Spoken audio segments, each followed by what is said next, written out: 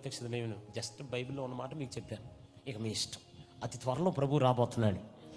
వచ్చినప్పుడు మీరు ఇంకా ఏసేలాగా మారలేదా?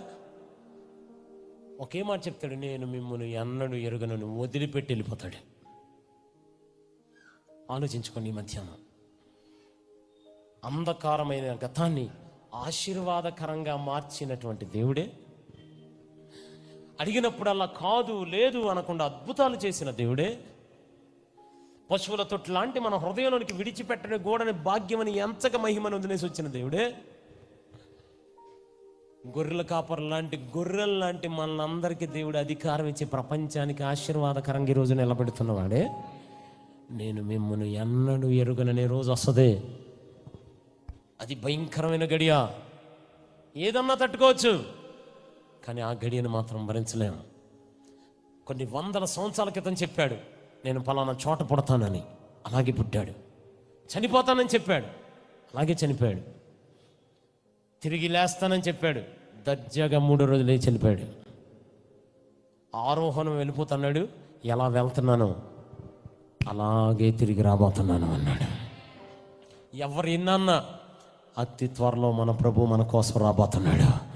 మంచిగా చెప్పండి ఆమేనండి. ప్రభు రాబోతున్నాడు. గట్టిగా చెప్పండి, ప్రభు రాబోతున్నాడు. మొదటిసారి వచ్చినప్పుడు దీనుడిగా వచ్చాడు, రెండోసారి సార్వభౌమాధికారుడిగా రాబోతున్నాడు. మొదటిసారి గొర్రె పిల్లగా వచ్చాడు, రెండవసారి యోధా గోత్రపు కొదమ సింహంగా రాబోతున్నాడు. మొదటిసారి వచ్చినప్పుడు పశువుల తొట్టులో వచ్చాడు, రెండవసారి సింహాసనం మీద రాబోతున్నాడు.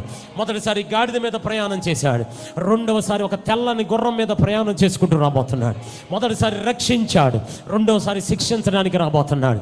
మొదటిసారి వచ్చినప్పుడు కొన్ని కళ్ళే ఆయన్ని చూచాయి, రెండవసారి ప్రతి నేత్రం ఆయన్ని చూడబోతుంది, ప్రతి నాలుక పాడబోతుంది, ప్రతి మోకాలు ఆయన ఎదురు వంగబోతుంది. మొదటిసారి వచ్చినప్పుడు మొల్ల కిరీటం, రెండవసారి మహిమ కిరీటాన్ని పెట్టుకు రాబోతున్నాడు. మొదటిసారి వచ్చినప్పుడు ఏమంటే ద్వేషించిన వారి ఎదుట మౌనంగా ఉన్నాడు. రెండవసారి ఒక కడబోర ధ్వనితో మన మధ్యలోనికి రాబోతున్నాడు. గట్టిగా 2 చేతుల పైకెత్తి స్తోత్రం చెప్పాలి. మొదటిసారి వచ్చినప్పుడు యెరూషలేము పట్టణాన్ని చూచి ఏడ్చాడు, రెండవసారి అదే యెరూషలేమును రాజధానిగా చేసుకుని పరిపాలించబోతున్నాడు. మొదటిసారి వచ్చినప్పుడు ఆయన చేతుల్లో మేకులు, రెండవసారి ఒక రాడ్డుతో రాబోతున్నాడు. మొదటిసారి వచ్చినప్పుడు వాక్యము శరీరధారిగా వచ్చాడు, రెండవసారి ఈ వాక్య నెరవేర్పు కోసం మన మధ్యలోనికి రాబోతున్నాడు.